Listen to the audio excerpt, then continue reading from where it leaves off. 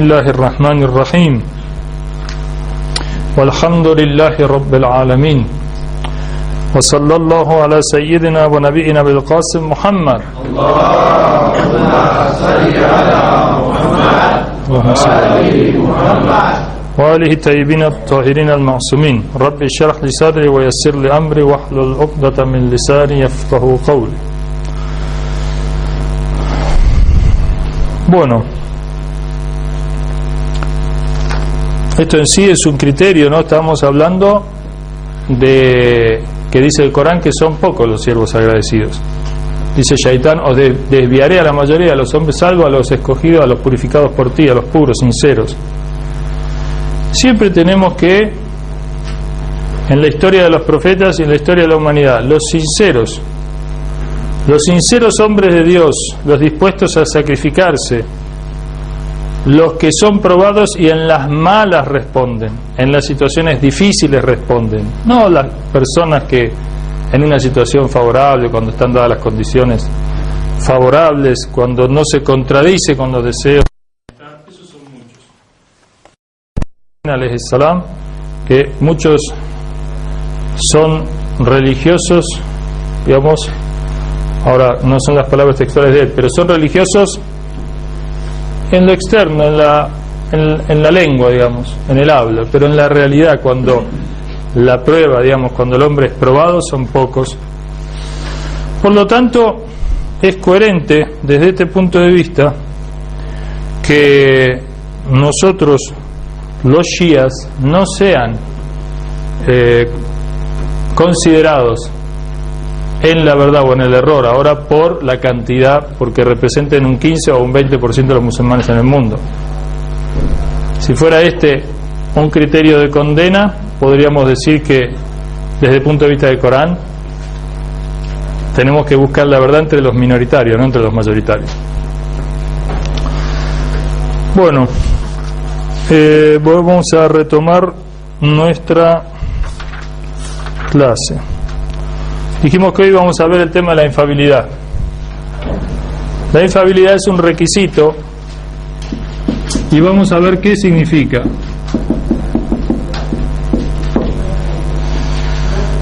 Con relación a la infalibilidad, los musulmanes todos concuerdan, sunnas y chiitas, en torno a un tema, a una manera de entender la infalibilidad, y es que, según todos los musulmanes, sin diferencia alguna, el profeta en los asuntos de la religión, en la explicación del Corán,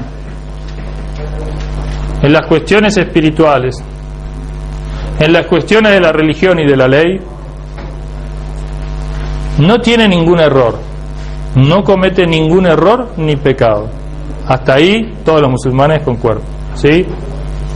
Por eso es que las fuentes de conocimientos en el Corán y después la sunna o tradición del profeta. Por tradición del profeta se entiende todo lo que hace, dice,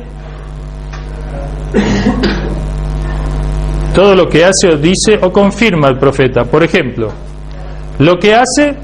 todo lo que hace el profeta es un modelo, es ley, es un modelo para nosotros para imitarlo. Dice el Corán que lo imitemos y que él es un modelo perfecto.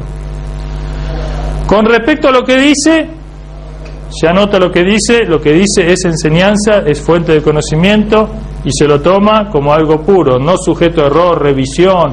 Acá el profeta dijo así, vamos a ver, se habrá equivocado. Eso no corre, no solamente para el profeta Muhammad, sino para todos los profetas. Jesús tampoco, nunca dijo no sé, no, eso no me pregunte, voy a ver, voy a estudiar y vuelvo.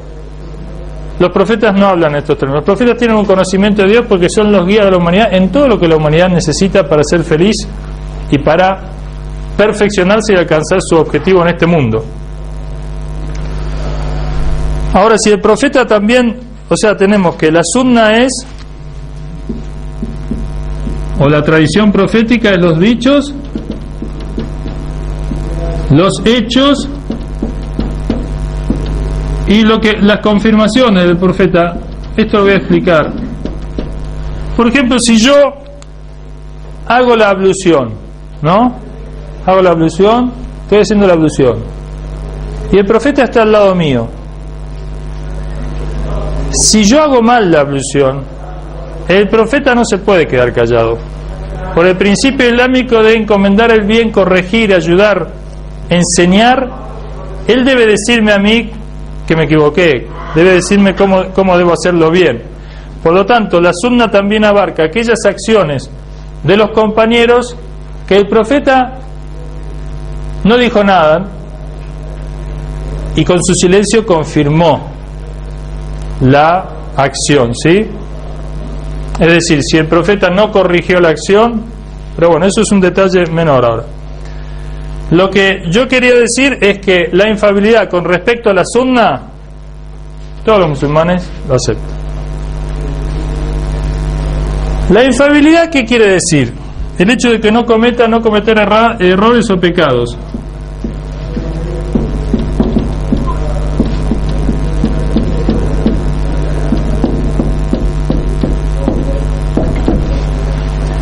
Por infalibilidad no hay que entender que los profetas tienen una predeterminación divina para no cometer errores y pecados. Es decir, no tienen ninguna voluntad de ellos.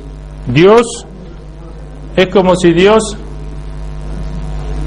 los determina a no cometer pecados. Si fuera así, entonces no hay mérito en los profetas, ¿sí? Ellos son como ángeles, digamos. No podemos entender la infalibilidad en ese sentido. La infalibilidad necesariamente conlleva la voluntad, el mérito, la voluntad del profeta o de los profetas.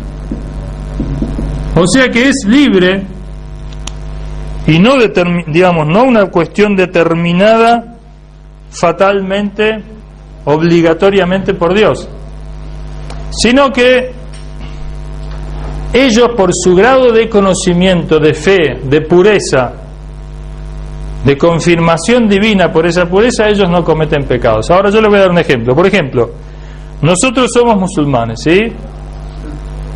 Tenemos un nivel de infalibilidad, un nivel. Por ejemplo, nosotros, si hay una botella de alcohol ahí, no vamos y tomamos. De acuerdo a nuestro conocimiento, nuestra conciencia y nuestra fe, somos infalibles para eso. Para otras cosas, no. Y Satanás sabe cada uno por dónde lo puede hacer caer.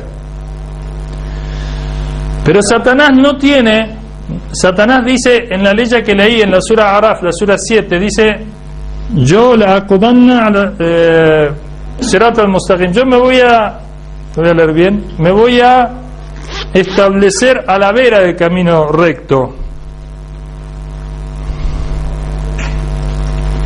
Dice: la aqudanna lahum, o sea, me voy a parar, me voy a ubicar para ellos, para los hombres, siratak al-mustaqim, voy a impedir que penetren en el camino recto. Satanás no está en el camino recto, Satanás no puede estar en el camino recto. En la sura Yasin, sura 36, dice, hablando del profeta Muhammad, que él está sobre el camino recto.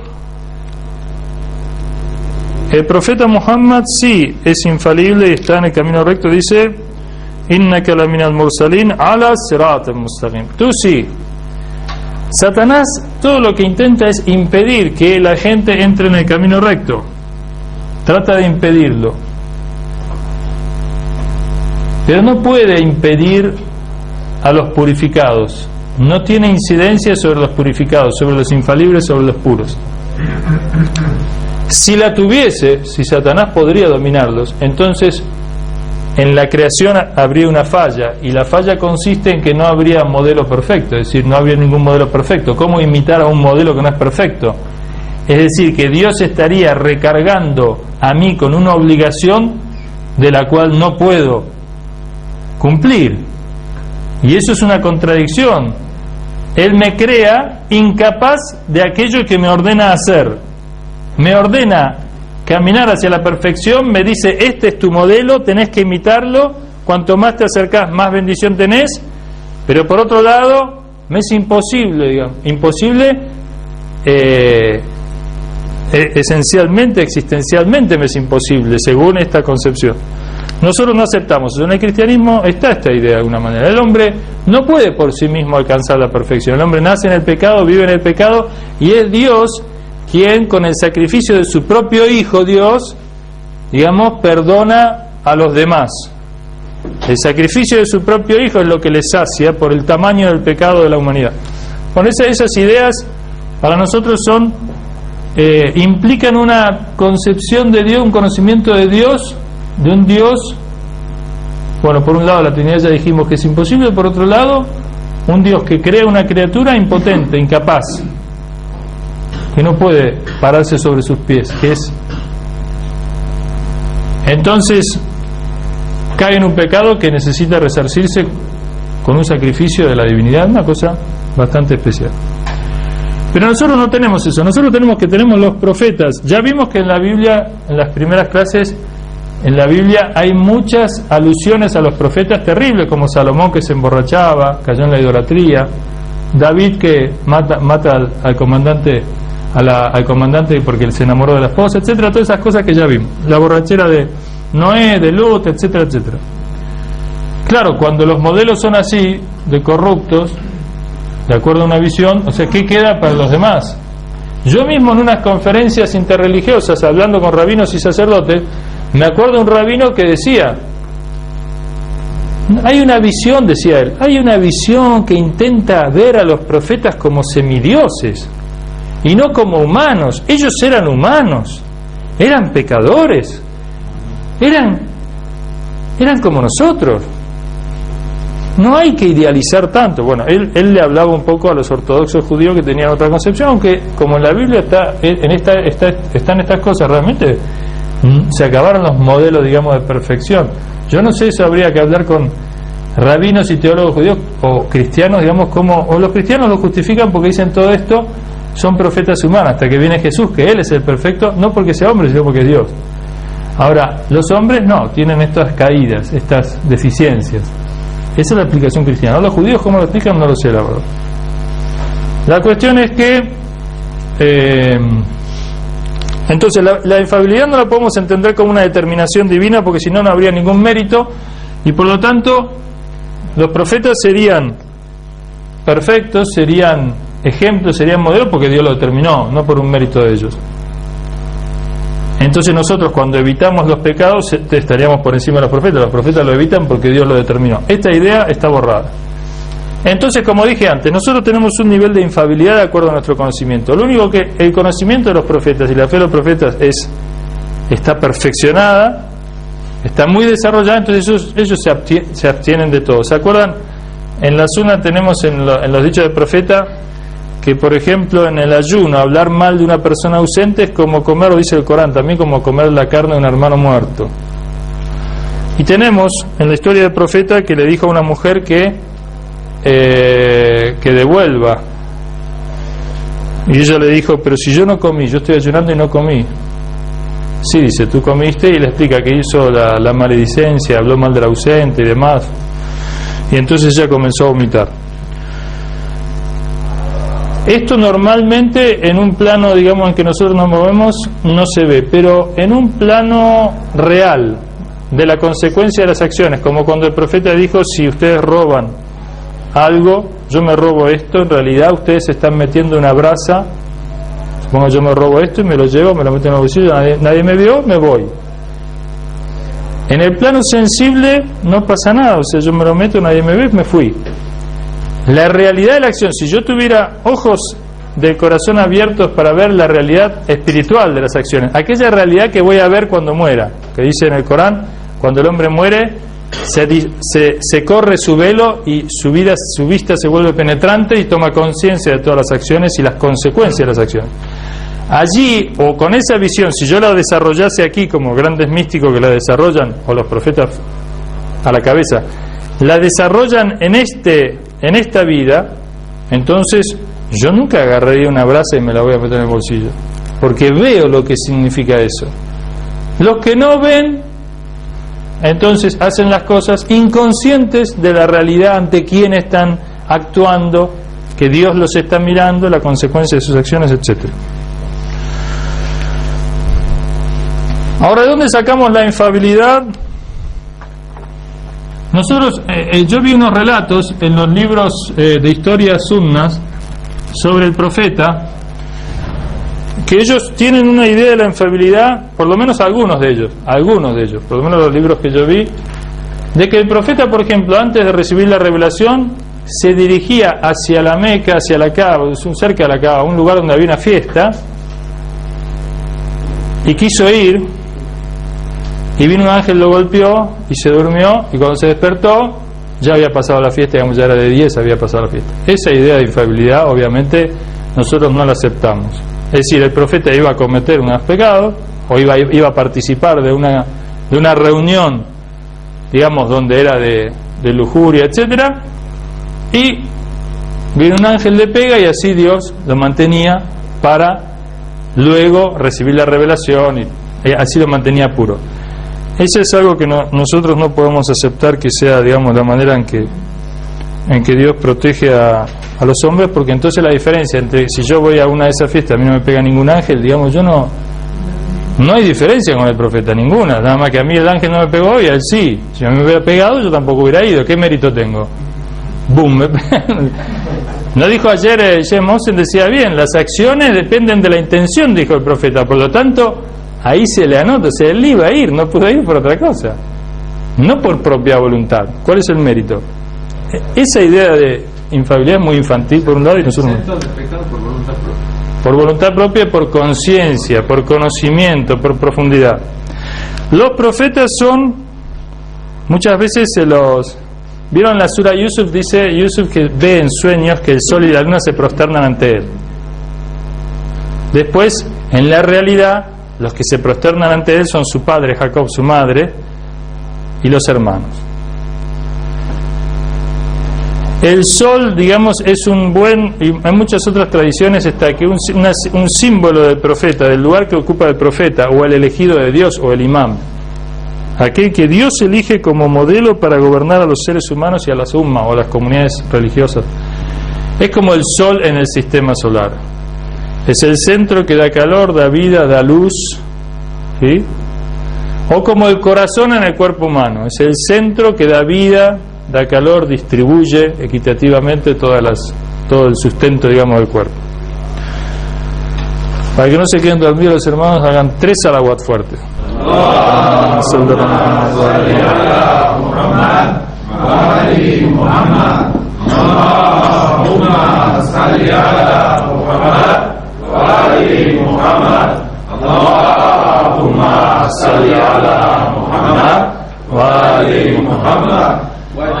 Hay una sura, Ahzab se llama, los confederados, sura 33, aleya 33, no se van a olvidar. Esta es una de las tantas aleyas que muestra la infalibilidad del profeta y de la familia del profeta. Ustedes piensen que en la oración, como dijimos nosotros, la oración no es válida si no bendecimos a la familia del profeta. Por lo tanto, ahí hay una enseñanza que obviamente con todas las otras cuestiones que nosotros vamos a agregar y que existen en la visión chiita, se explica, digamos, por qué esa bendición es al profeta en el salat. Esta ley ya dice, en árabe es así: innama yuridullah yudhibankum ar-rijsa ahlal bayt wa yutahhirakum tathira. Lo voy a decir en español. Si quieren verla en árabe, los que saben árabe pueden verla, buscarla en el Corán.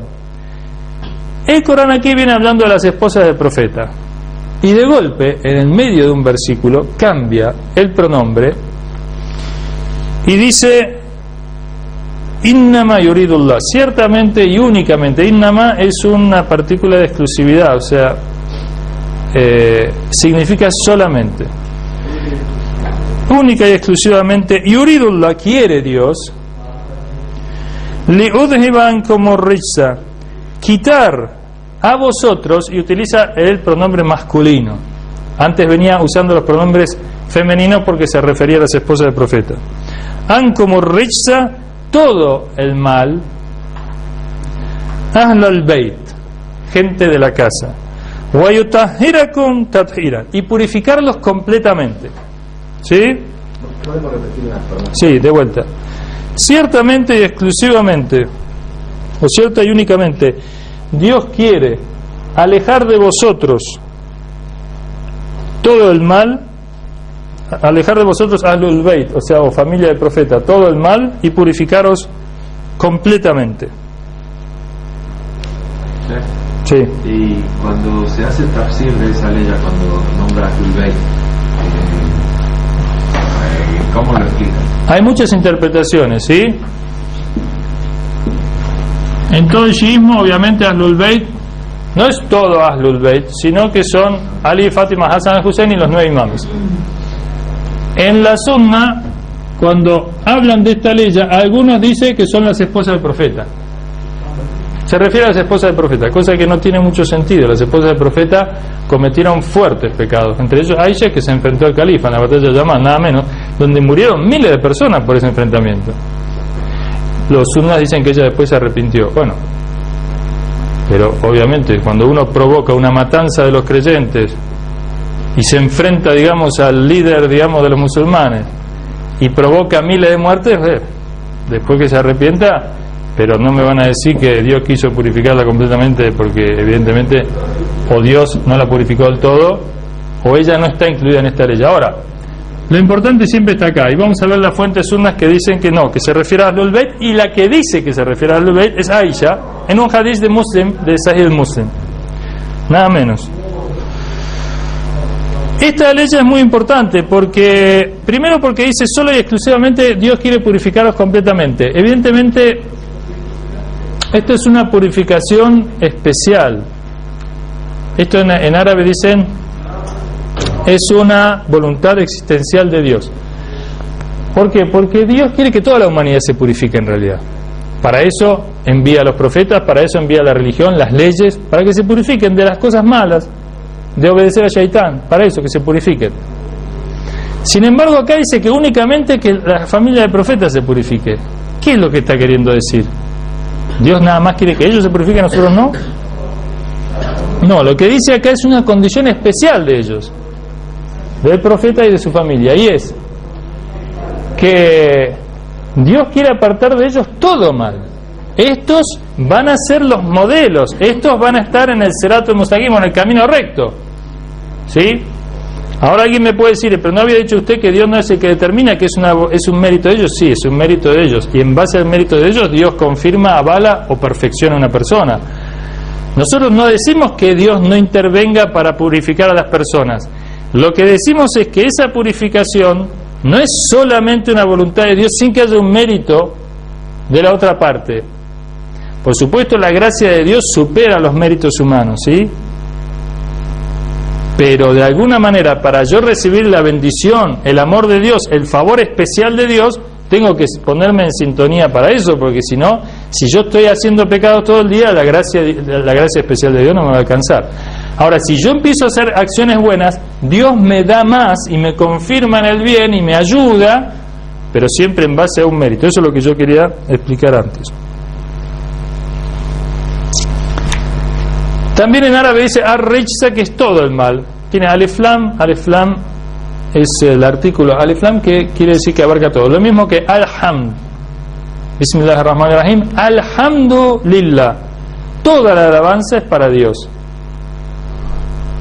Por eso es que cuando nosotros decimos qué bien que estuve, qué bien que estuve, qué bien lo hice, qué bueno soy, en realidad la alabanza siempre es para Dios. Y un hombre que es más consciente sabe que en realidad uno no tiene nada, uno no es nada. Todo el bien, todo lo bueno, toda la alabanza, todo el elogio en realidad es de su dueño, que es Dios, que me dio, y gracias a Dios que me diste a mí ese éxito de poder hacer algo bien, etcétera, etcétera. Los creyentes siempre, digamos, tienen el ojo puesto en Dios y le agradecen a Él, que es la fuente del bien, ¿no? Mientras que el no creyente se lo atribuye a sí mismo o a su partido, a su nación, a sus clases sociales, etcétera. Sustituye la fuente del bien por cualquier otra cosa. Esta interpretación de esta ley está en el Sahih Tirmidhi, que es uno de los y Sahih Muslim, uno de los libros más importantes, o de los 7 libros más importantes de recopilación de hadices. Sahih Muslim, que lo narra de este hadiz, aludiendo de que cuando se desciende esta ley, ocurre que están en casa de Salma, una de las esposas del profeta, y el profeta tenía un manto yemení. Entonces, el hadith del manto, se llama la narración del manto. ¿Por qué? Porque primero entra Fátima y el profeta le invita a ella que venga debajo del manto y que esté con él. Luego viene Ali, luego viene Hassan, el Hussein, todos vienen abajo del manto, hasta Jibrail mismo pide permiso para entrar abajo del manto, y el profeta hace una súplica, dice: Dios, esta es la gente de mi casa, aparta de ellos todo el mal. Entonces desciende esta ley. Esto es narrado por Salma y también por Aisha, ¿sí? Por supuesto que ustedes se pueden encontrar con algunos hermanos sunnos, sabios sunnos, que digan: no, eso no es así, en realidad está hablando de las esposas, no, eso no existe, etcétera. Yo ya dije que nosotros lo que marcamos acá son las contradicciones que hay acá, ¿sí? Esto se contradice con esto con esto, ¿sí? Ellos tienen que resolver sus contradicciones. El tema sería que nosotros tuviésemos hadices acá que nos dijeran que sí, Abu Bakr realmente era el mejor de los creyentes. Si nosotros en este espacio encontramos ese tipo de tradiciones, entonces nosotros tenemos el problema. Pero nosotros no tenemos ese problema de contradicciones de esa naturaleza. Ahora vamos a ver. ¿Qué, perdón, si fueran las esposas? Poniéndose al lado de ¿qué pasa si fueran las esposas? No tiene sentido, digamos, la exclusividad, no tiene sentido la purificación total. Las esposas del profeta, hubo algunas de ellas, aparte, digamos, hubo algunas de ellas que en la historia del profeta cometieron serios errores, ¿sí? Por ejemplo, para citar uno, el de Aisha en la batalla de Camello, cuando enfrenta al Imam Ali y provoca unas matanzas terribles. ¿Cuántas esposas tuvo? El Imam Ali, cuando la detiene a ella, la lleva de Medina a Meca con 40 custodias. Esto es una anécdota al margen, pero bueno. Entonces Aisha dice: oh Ali, nunca te he visto un defecto, pero ahora te has equivocado, dice, porque me llevas prisionera a mí con 40 jinetes y me deshonras, porque soy una mujer y nada menos que la esposa del profeta, y tú me llevas bajo custodia a 40 hombres, y eso no condice con el pudor. Entonces estos 40 jinetes estaban cubiertos y se corrieron el velo, eran mujeres. Y Ali había dispuesto que las mujeres las lleven prisionera hasta a la Meca para recluirla ahí, digamos, para que no moleste más, en realidad. Bueno, ¿qué disculpa la batalla del Camello? Entonces eso tiene que ver el tema de las esposas, que no condicen ni con la exclusividad de Dios. Y aparte, cuando el profeta dijo, y cuando algunos como testigos vieron, vamos a ver muchas leyes de este tipo, entonces cuando ven que se refiere a ellos porque ellos van a ser los sucesores, y porque a ellos es obligatorio obedecerlos, y porque ellos son los maestros e intérpretes del Corán, y porque ellos son la autoridad y ellos son los que deben ser obedecidos e impartir justicia, y yo después lo desvío y digo: no, el Corán no habla de ellos no tienen ningún lugar especial, yo tengo que seguir a otro, y ese otro provoca una suerte de desequilibrio entre lo que nosotros hemos visto, que Omar, Abu Bakr, Omar, Usman, sobre todo Usman, lo que van a provocar entre los dos bandos enfrentados, digamos, el del profeta y su familia y el de los omeyas, lo que va a provocar este bando es facilitar el acceso.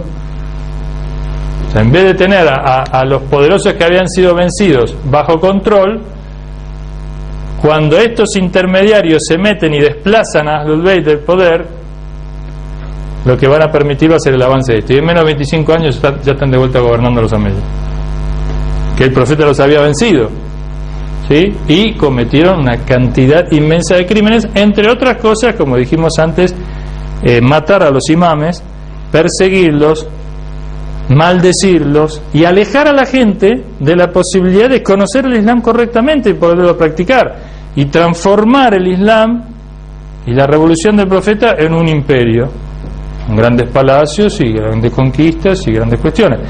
Que es cierto que si bien este imperio, digamos, no dejó de ser un imperio como otros, ¿no? Por ejemplo, Omar ibn al-Khattab introdujo una división en el reparto de Beit al-Mal entre árabes y no árabes. Los árabes tenían más derechos, los muhajirin, o sea, los emigrantes de Meca, tenían más derechos que los ansar. le daban más plata.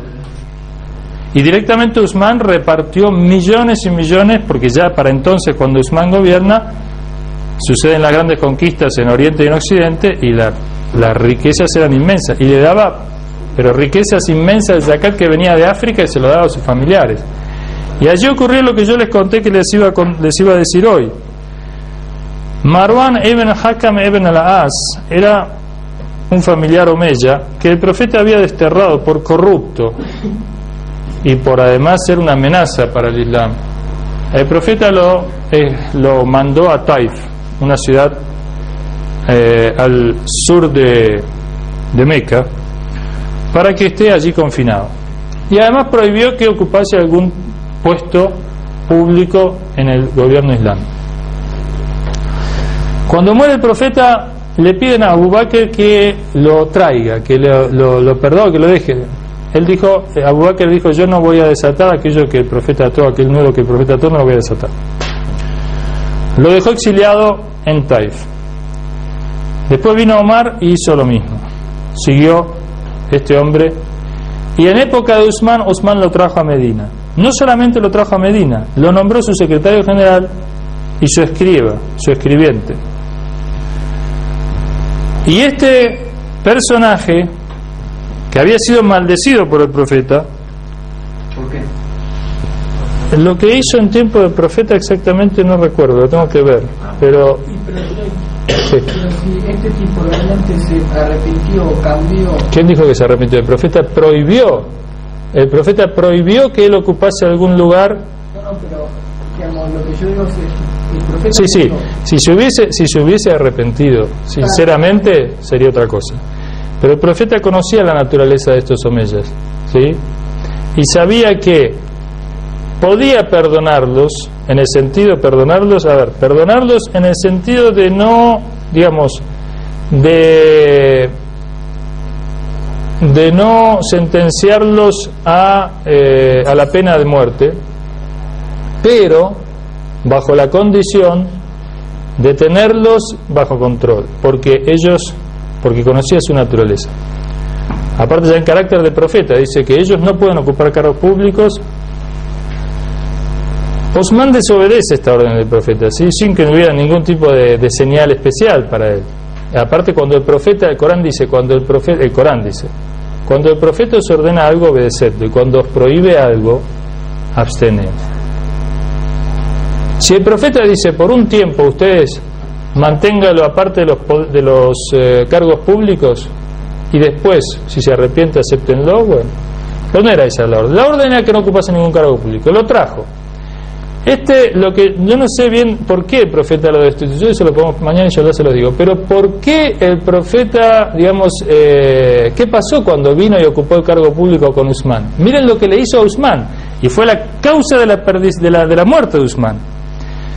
Cuando Usman estaba en el poder ocurrieron muchas cosas terribles. Una cosa que es muy conocida es que el nepotismo de Usman trajo toda su familia, todos los omeyas, y les dio cargos fundamentales de gobernadores, lugares en el gobierno en Medina. Uno de ellos, Walid, en Kufa, lo nombró gobernante de Kufa, uno de los que también tenía prohibido asumir cargos públicos. Y este hombre, en la película de la serie del Imam Ali, ustedes lo pueden ver. ¿La vieron? ¿La vieron algunos? Allí Walid se emborracha, o sea, en la historia, ¿no? Se emborrachó, siendo gobernador de Kufa. Y a la mañana fue a hacer el salat, el fajr. Entonces hizo una raca, hizo 2 racas, hizo 3 racas, hizo 4 racas. La gente dice, ¿qué le pasa a este? Si el salat de la mañana son 2 ciclos. Iba por el cuarto, estaba totalmente borracho, se dio vuelta y dijo, más tengo que hacer. O sea, estaba totalmente borracho. Tan borracho estaba que lo agarraron y le sacaron el anillo, que era el sello, digamos, sello oficial. En esa época ponían el sello le sacaron el anillo y se lo llevaron a Usman como prueba de la borrachera que tenía, que le sacaron el anillo oficial, una cosa importante. Y había que latigarlo, de acuerdo al Islam, 80 latigazos. Nadie se animaba a darlos, que Ali lo latigó. En la corte de Usman, nadie se animaba a hacerlo. Pero era un familiar de Usman. Este tipo de acciones de Usman fueron tantas que en Egipto provocó un levantamiento. Fueron a verlo y Usman dio la orden de restituir al gobernador de Egipto, que era un omeya, también no me acuerdo quién era. No sé si Amr ibn As o quién era, no me acuerdo. Lo destituyó. La gente de Egipto se vuelve un poco más calma, vuelven con la orden del califa de destituir al gobernador. Y Marwan, el secretario, anula la orden y manda unos soldados a detenerlos y a cambiar, digamos, a quitarles la destitución de gobernante. Eso provocó el levantamiento, vinieron de Egipto a Medina y lo mataron a Usman. Después, cuando Yazid le pide al gobernante de Medina, ni bien asume, que le haga jurar fidelidad a su gobierno al imam Hussein, el gobernante de Medina, cuando viene el imam, la orden es: o te jura fidelidad a mí, me reconoce como califa, o la cabeza de él, o lo matas ahí. Entonces, cuando viene el imam Hussein, lo llaman, viene el imam Hussein, entra a la casa de gobierno en Medina y le dice, bueno, hablan, le dice el orden del califa Yazid, Amir al-Mu'minin Yazid, el príncipe de los creyentes, que es un título de Ali, que después vamos a ver, y tiene que aceptar su califato o la muerte. Entonces el imam Hussein le dice un asunto tan importante como la baya, o sea, no debe hacerse de esta manera, debe hacerse en público. Así que mañana hablaremos del tema. Y se retira. Cuando se está retirando, grita Marwan y le dice: acuérdate la orden, o el juramento o la cabeza, mátalo ahora, después no lo podrás matar. Y el imam Hussein le dice: tú me amenazas con la muerte, y le dicen unas cuantas cosas. Y tenía algunos hombres, el imam Hussein, que habían entrado con él, y otros que estaban afuera, y que si escuchaban gritos además debían intervenir. La verdad no tenía fuerza ni el gobernador ni queriendo, digamos, no salía vivo si lo tocaba. La cuestión es que este era Marwan, y Marwan, por supuesto, estuvo también junto a Aisha en la batalla del Yamal, del camello, y todo un pedregullo. Y después va a ser el califa, finalmente, después de Yazid, va a ser un tiempo muy breve el califa, porque era muy viejo ya para entonces, y le va a suceder Malik ibn Marwan, que va a ser uno de los asesinos más sanguinarios, digamos, de la historia de los omeyas. Y entonces, ¿a quién admiran los sunnas? Como nosotros los shias tenemos esos modelos, es que porque alguna persona tiene que sí. o justificar porque ¿quiénes son Abu Bakr. Ellos dicen los mejores, siempre con las contradicciones que vamos a ver, pero ellos dicen, por lo menos este sector no tiene, en este sentido no tiene contradicción, este sector, los mejores son Abu Bakr. Abu Bakr es un poco una especie de, como si fuera Ali en el shiismo, digamos, es un ejemplo, un modelo, es querido, es venerado. Abu Bakr Siddiq, el veraz, es que le usurpó el poder al imam Ali, y que además era un hombre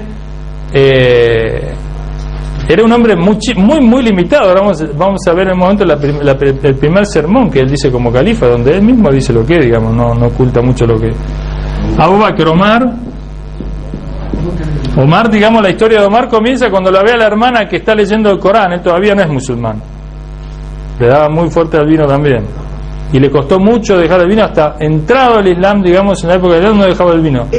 Recién en la tercera o cuarta ley que vino la prohibición del vino dejó el alcohol. Pero bueno, le pegó a la hermana por estar leyendo el Corán, hasta dejarla sangrando. Y ellos dicen que bueno, que era muy fuerte, Omar era muy fuerte. No se conoce que en las batallas del Islam Omar haya matado uno de los káfiros, y Abu Bakr tampoco. Es decir, pero no importa ahora. Por supuesto que en este sector Abu Bakr es un modelo extraordinario, es el hombre más cercano al profeta. Ellos tienen dichos que dicen: si no hubiera sido que Dios eligió a Muhammad, podría haber elegido a Abu Bakr, no había diferencia. No, dice, si la fe de toda la umma se pone en una balanza y la de Abu Bakr en otra, pesa más la de Abu Bakr. Abu Bakr será el primero en entrar al paraíso, Abu Bakr no. Si entramos en este sector de acá, los modelos lo tienen, digamos. Pero el problema es que ellos tienen contradicciones con la historia y tienen contradicciones con sus propias fuentes, porque el sunnismo es un mundo muy amplio. Y ya vimos que cuando cambian los abásidas, la dinastía abásida, después de 100 años que desplaza a los omeyas, se abren muchas grietas en contra de la versión oficial de los omeyas, que habían difundido un Islam prácticamente del tinte de los omeyas, como ellos querían. Y los omeyas, como ellos no podían inventar hadices de que ellos fueran esto o aquello, digamos, aunque inventaron. Muawiyah mismo, digamos, se dio a sí mismo un estatus bastante elevado. Pero lo que ellos necesitaban, los omeyas necesitaban, era levantar a ellos como puerta, digamos, y a Usman sobre todo, como puerta de ingreso oficial de ellos al Islam para que la gente los pueda reconocer. Pero bueno, con respecto a la superioridad de Ali, vamos a ver unos dos dichos más y fíjense lo que dice Al-Qundusi y Anabi'ul Mawadda. Al-Qundusi es un sabio sunnita. Dice, le preguntan quiénes son los mejores de los musulmanes. A Ahmad ibn Hanbal, el imam de los sunnitas, uno de los 4 imames de los sunnitas, de las escuelas de jurisprudencia. ¿Quiénes eran superiores de los compañeros? Dijo Abu Bakr, Omar y Usman, en ese orden. Abu Bakr primero, Omar segundo, Usman tercero. Y le preguntaron por Ali y dijo, él es de Ahlul Bayt, no puede compararse. Él es otra cosa, no puede compararse. Esto no debe sorprender. Ahmad ibn Hanbal fue quien en el periodo de Abásida, a pesar de ser uno de los imames de la Sunna, más transmitió. Él es el que dijo antes, bien, ningún compañero tiene tantos hadices, digamos, sobre tantas virtudes recopiladas correctas, no que se puedan dudar, correctas como Ali. No solamente lo dijo él, lo dijeron otros sabios sunnas también, porque es una realidad primero, a pesar de todo lo que hicieron los omeyas por destituir a Ali, pero él fue quien, Ahmad ibn Hanbal, uno de los sabios que más digamos hizo para que Ali fuera restituido como un califa bien guiado y sea reconocido como el cuarto califa bien guiado, porque Ahmad ibn Hanbal es del periodo abásida y se sale del periodo omeya en que Ali era un incrédulo directamente. Ali era presentado como un enemigo, aunque era muy contradictorio presentar a Ali así por todas las virtudes que había, pero ellos prohibieron la transmisión de los hadices, y la transmisión de los hadices, como vamos a ver después, la comienza Abu Bakr y Omar, comienzan a prohibir la transmisión de hadices, porque si los hadices se difundían abiertamente, si los dichos del profeta se difundían abiertamente, ellos no podían gobernar directamente. ¿Sí? Es decir, aunque sea con reticencia, Ali se le reconoce en este sector. Sí, se lo reconoce, y sobre todo después de ellos no.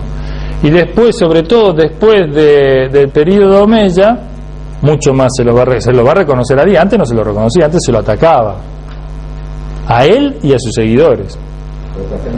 Pero al mismo tiempo no pudieron ocultar todo, digamos, no pudieron, a pesar de que lo intentaran. Si no hubiera sido el hecho de Karbala, si no hubiera sido por la lucha de los imames, si no hubiera sido por su influencia, hubieran borrado todo. Mire, fíjense una cosa, yo les digo, no es muy difícil para nosotros entender esto. En el cristianismo lo borraron todo, a ver si nos entendemos. En el cristianismo prácticamente no quedó nada.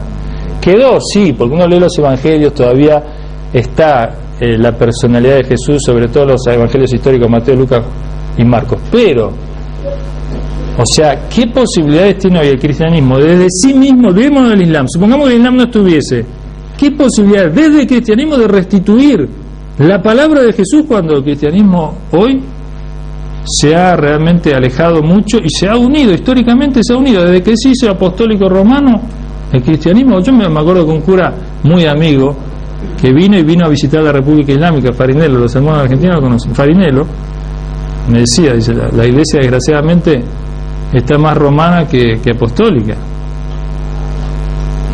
y los que lo sufren son muchos de los religiosos, digamos, más coherentes, más consecuentes que hay en el cristianismo. Bueno, es decir que lo que pasa es que Dios dice en el Corán que esta es la última revelación y que Él la va a custodiar hasta el fin de los tiempos.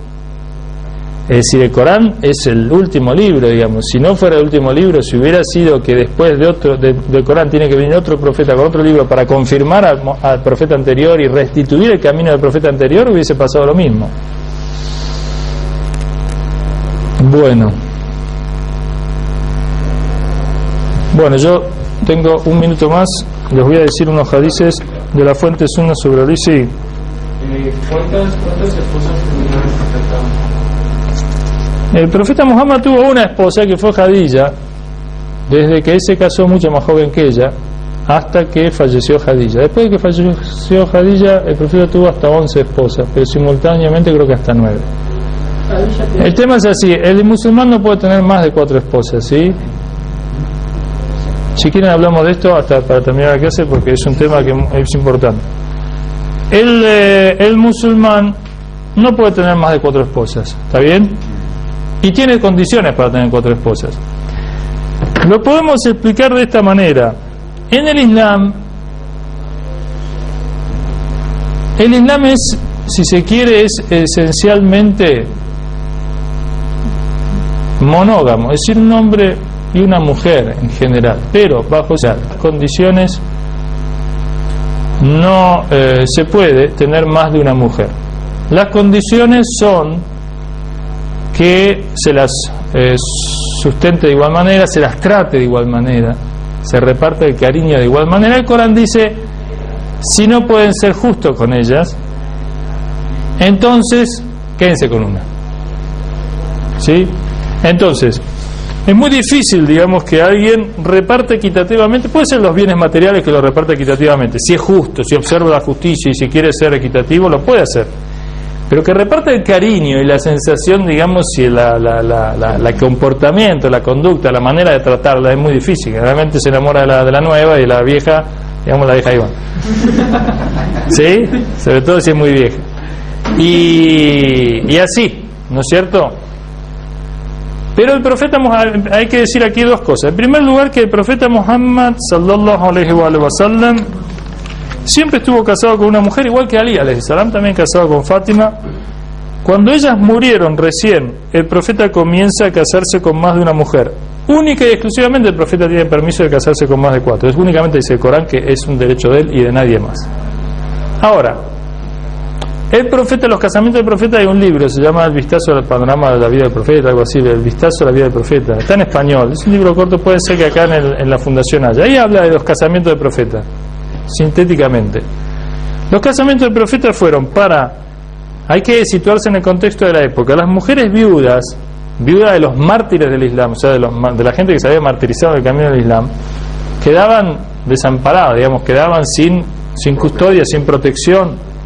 El profeta se casó con algunas viudas, ¿sí? Es decir, el profeta desde un punto de vista real se trajo más problemas, digamos, que placeres con las mujeres que tuvo, porque eran mujeres avanzadas en edad, porque eran mujeres viudas con hijos, porque algunas de las mujeres se casó por cuestiones políticas, para unir a los musulmanes, fortalecer los lazos de los musulmanes, otra para liberar con la judía que se casó en la batalla de Jabra. Además que esta judía fue una grande esposa del profeta y muy creyente, pero además logró con eso que los musulmanes perdonen a los prisioneros y los liberen, porque pasaron a ser familiares del profeta con el casamiento de la hija del líder de los judíos de Jaiba. Ahora, Safía, que lo llaman. Los casamientos del profeta fueron todos, digamos, calculados desde un punto de vista humanista o de un punto de vista de fortalecimiento político del Islam. En el caso de Ali también, como Umm Banin, que por ejemplo se casa para tener un hijo que pueda ayudar al imam Hussein en Karbala, que lo tiene a Abul Fazl al-Abbas, que es muy muy valiente. Abul Fazl al-Abbas, no sé si conocen la historia, en la batalla de Siffin 11 años tenía, salió cubierto a pelear y desafió, digamos, a ver quién peleaba con él.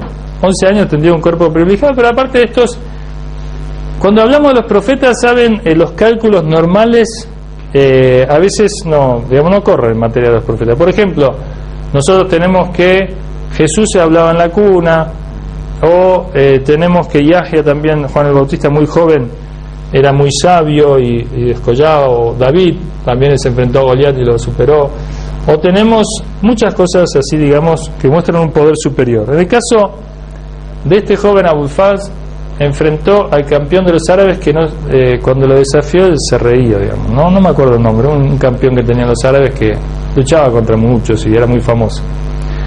Tenía 7 hijos, entonces mandó el Siffin a pelear a uno de sus hijos. Dice, ve tú, y acaba con este pretencioso y demás. Él estaba cubierto, Abul Fazl. Fue y lo mató a Abul Fazl, al hijo, en la batalla, ¿no? En Siffin. Ya que por una cuestión de honor siempre se enfrentaban primero individualmente antes de comenzar la batalla, como una competencia. Además, los musulmanes siempre, por sunna profética, antes de comenzar una batalla, invitaban al Islam a deponer las armas y a no pelear. Inclusive Ali desafía en la batalla de Siffin a Muawiyah. Arreglemos nosotros dos porque tiene que morir la gente. Y Muawiyah, por supuesto, no acepta. Más o menos cambiando toda la situación con Ahmadinejad, que lo desafió como 3 veces ya a Obama y a Bush. Lo desafía a debates públicos, Naciones Unidas televisados al mundo, y los otros no aceptan. Bueno, entonces manda el segundo hijo, ya nervioso, y le mató los 7 hijos.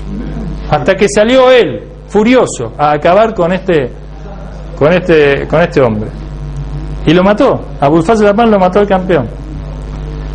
Después, por supuesto, fue la mano derecha el comandante del ejército del Imam Hussein, y un hombre también extraordinario que conoce la historia de cómo le cortan las manos cuando va a buscar agua para el campamento, porque le bloquearon el agua. Una cosa que fíjense, los musulmanes que mataron al Imam Hussein, los musulmanes, además de matar criaturas y demás, les cortan el agua, cuando en la tradición profética la guerra tiene sus códigos, tiene sus normas morales.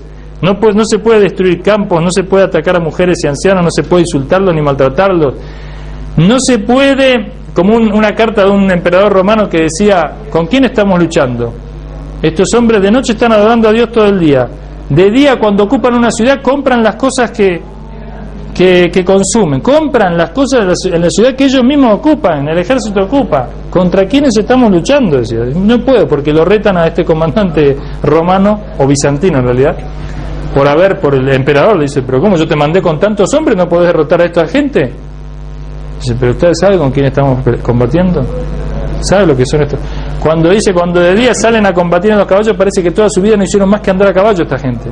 ¿Cómo dominan, digamos, los caballos? ¿Cómo pelean? ¿Con qué convicción? Esos son los creyentes. Entonces, ahora, con respecto a la poligamia, termino con esto. La poligamia, cuando ustedes hablen con la gente que, digamos, duda, o la gente que ataca, son 2 clases de personas: la gente que duda, quiere conocer, y la gente que ataca directamente. En Occidente no hay poligamia y monogamia, pero en la práctica en Occidente hay una poligamia establecida, pero a diferencia del Islam, que la hace pública, que además le pone condiciones y que además le pone exigencias. En Occidente no hay ninguna exigencia. Yo, las amantes que quiera, es prácticamente algo, pero yo lo conozco, y ustedes seguramente de cerca también. Yo les puedo asegurar que la cantidad de matrimonios que conozco que tienen amantes, pero no lo pueden, es impresionante, ¿eh? No es 1 o 2, pero es algo, digamos, normal, natural. Eso trae mentira, trae, digamos, falta de cariño, de afecto, de compromiso, de responsabilidad, de sinceridad. Y eso rompe y destruye la familia. Y la amante queda desprotegida. La amante queda desprotegida. No va con la hacienda, como dice el Corán. Inclusive los harenes, que no es una cuestión islámica, sino de los sultanes y de los gobernantes, por lo menos las mantenían en los harenes. Así que... y por último, Shahid Mutahari tiene un dicho importante en un libro de él, en los derechos de la mujer en el Islam. Lo tengo.